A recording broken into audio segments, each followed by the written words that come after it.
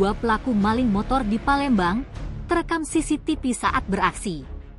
Dari rekaman CCTV, kedua pelaku hanya memerlukan waktu sekitar 20 detik untuk merusak kunci kontak dan membawa kabur sepeda motor milik korbannya.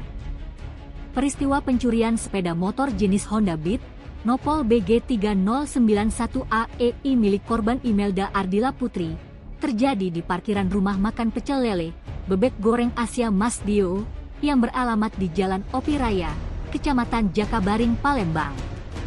Ronald Stephen, pemilik rumah makan tersebut membenarkan peristiwa pencurian sepeda motor milik karyawannya yang terjadi di rumah makan miliknya.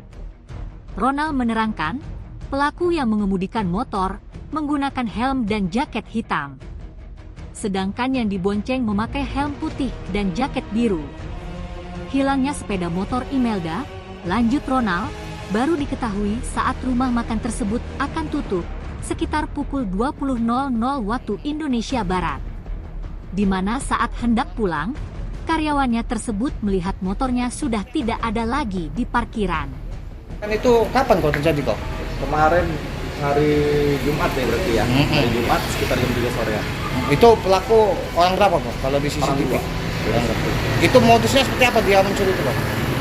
Dia sih cuma datang, tiba-tiba langsung parkir, pensil satunya lagi turun langsung ambil motor aja. Begini, aja. Nah, waktu itu kondisi ini sepi atau gimana sampai nggak bisa ketahuan dulu? Lagi sepi kondisinya. Karyawan yang lain lagi di belakang, ini juga lagi beberes di dalam. Itu yang punya motor itu karyawan kita kok? Karyawan. Oh, lagi kerja itu waktu Lagi posisi.